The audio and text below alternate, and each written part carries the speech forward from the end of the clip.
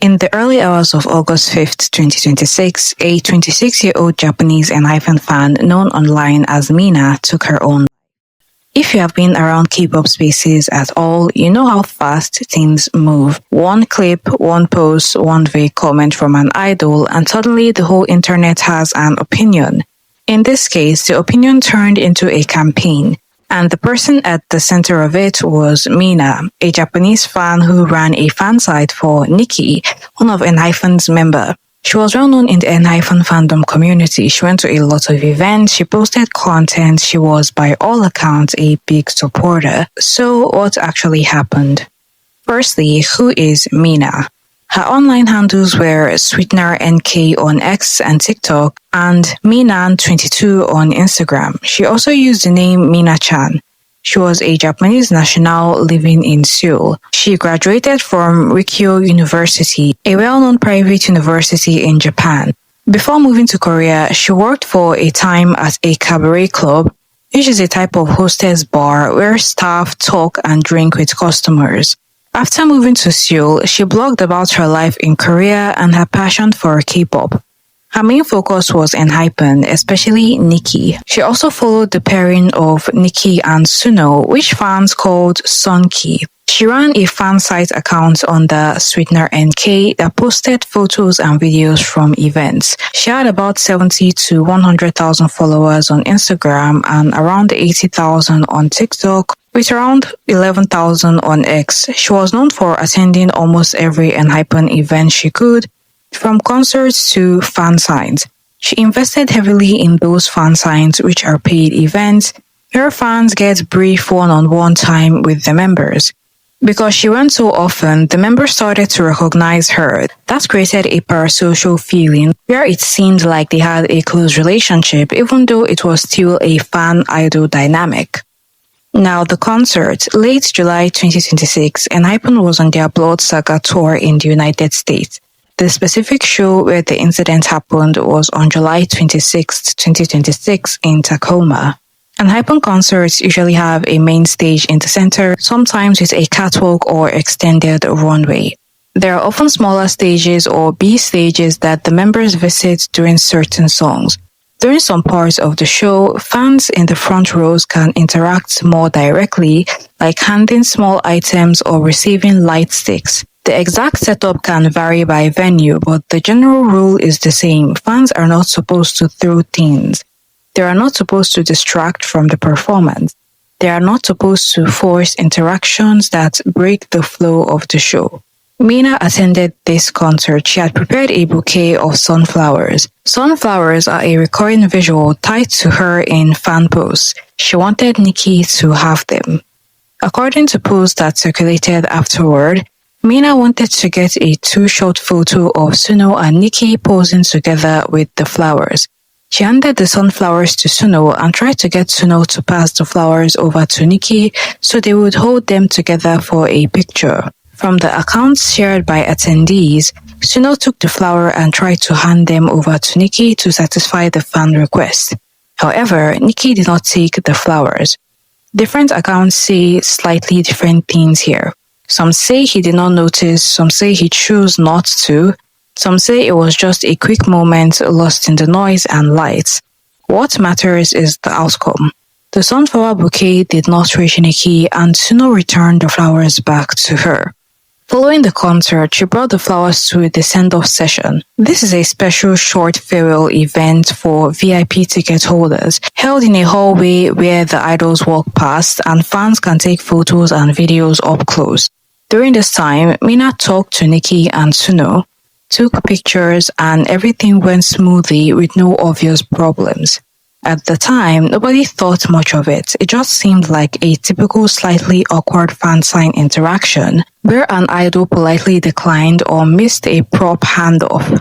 Mina posted her pictures and videos on Twitter and Instagram showing her interaction with Suno and Nikki, and life went on. That was until Nikki's live stream. During the broadcast, Nikki started talking generally about fan signs and concert atmospheres. He addressed the vibe at the recent events. He said that live venues are supposed to be places where everyone can be happy together, but then he added something that immediately caught everyone's attention. He mentioned that it is disappointing when someone tries to get noticed and show off during an event.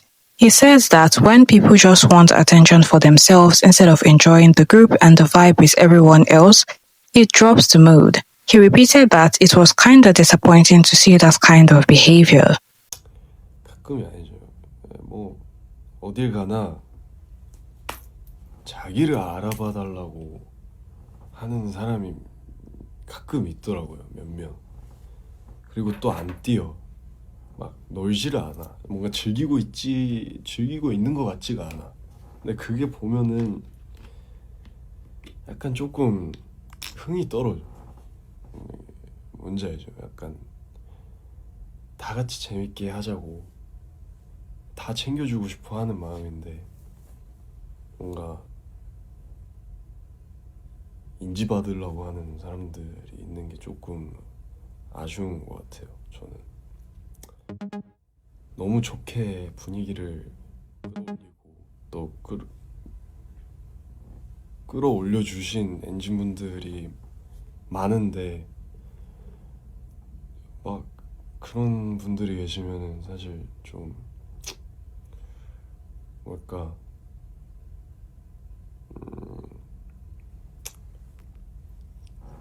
조금 이 콘서트 자체가 조금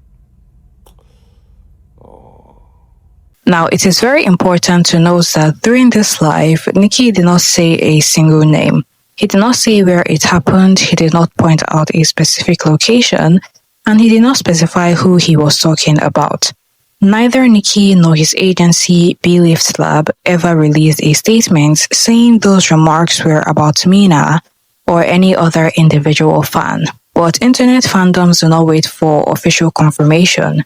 The moment those words left his mouth, clip channels clipped the translation, threw it onto Twitter and TikTok, and the speculation started flying around. Within hours, fans began connecting dots that may or may not have actually existed.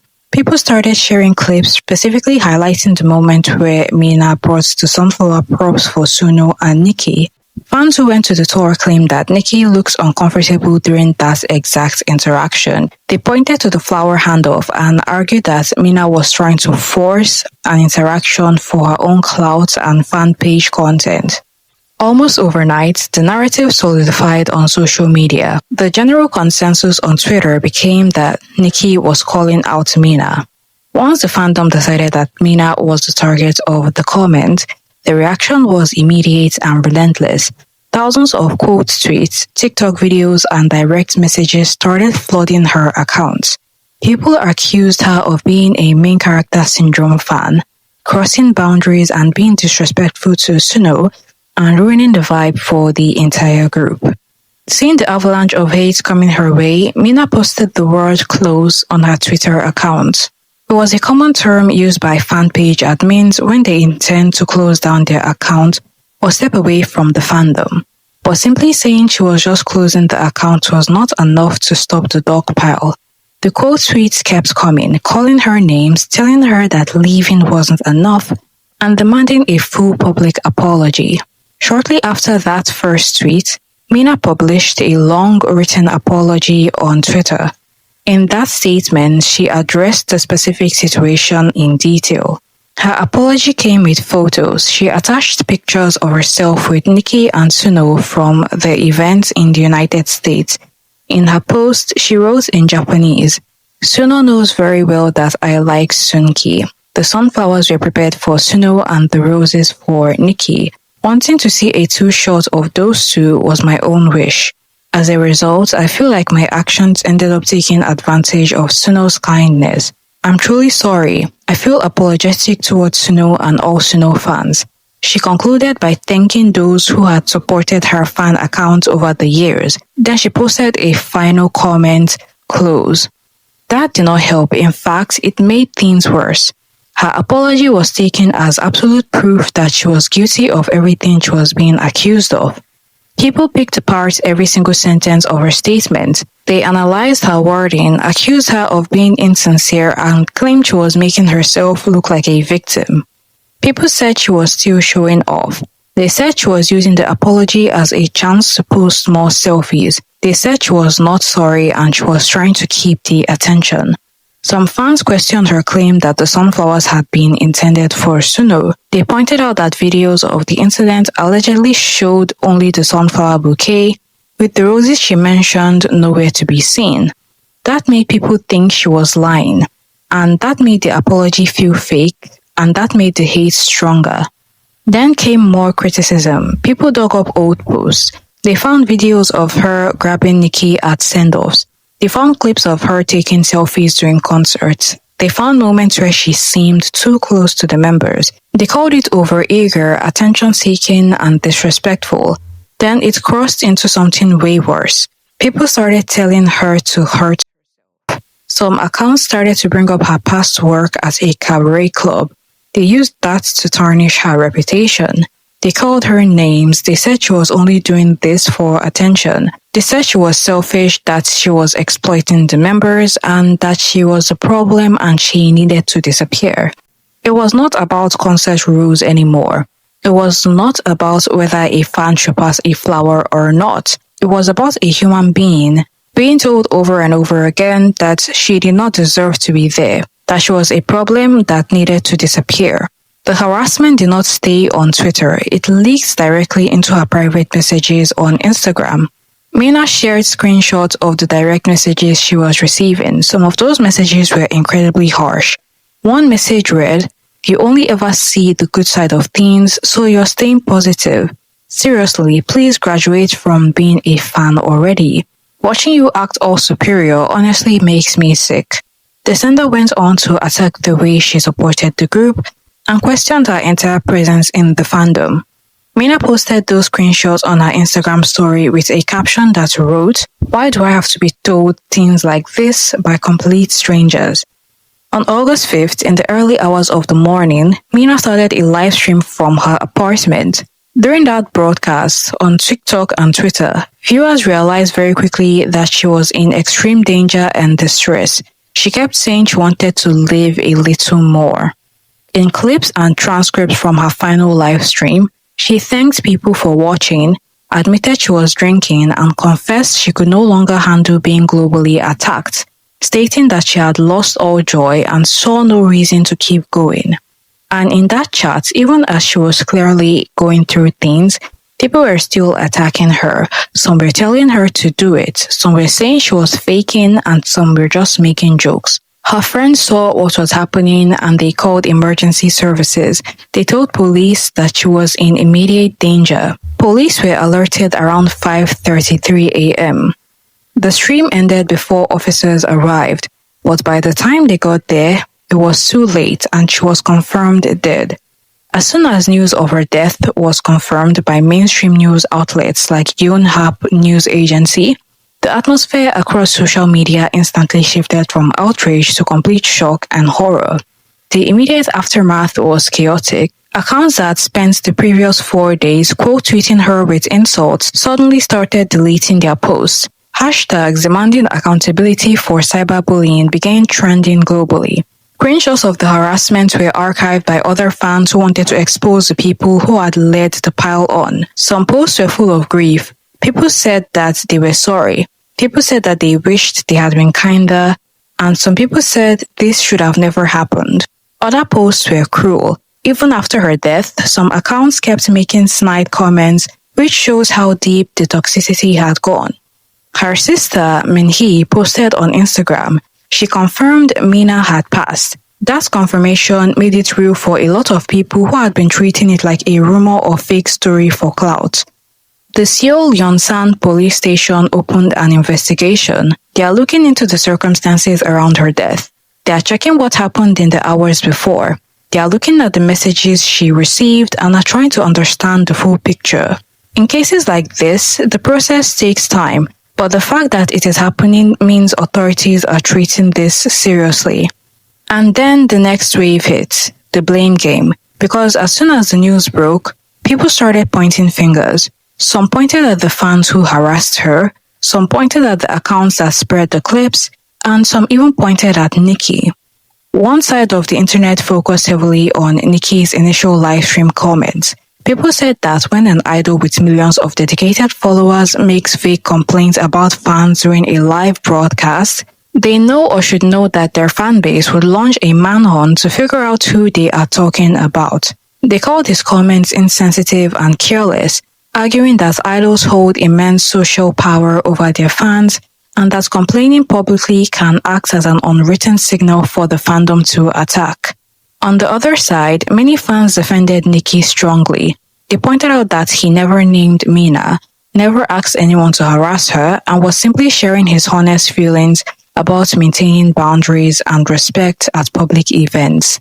They argued that it is extremely unfair to blame an idol for the extreme, uncontrollable behavior of thousands of anonymous social media users who decided to take matters into their own hands. What makes this case so deeply tragic and unsettling is how it highlights the dangerous feedback loop of modern internet culture. In K-pop, the relationship between idols and fans is built on high emotional investment. Agencies encourage fans to feel deeply connected, to buy dozens of albums, to attend fan signs, and to support the members like close friends. But because everyone is competing for the same limited attention, fan spaces can quickly become hyper-vigilant. People watch for any sign of favor, any break in protocol, or any action that looks like someone is breaking the unwritten rules for fandom conduct. When someone is perceived to have stepped out of line, the community does not just correct them.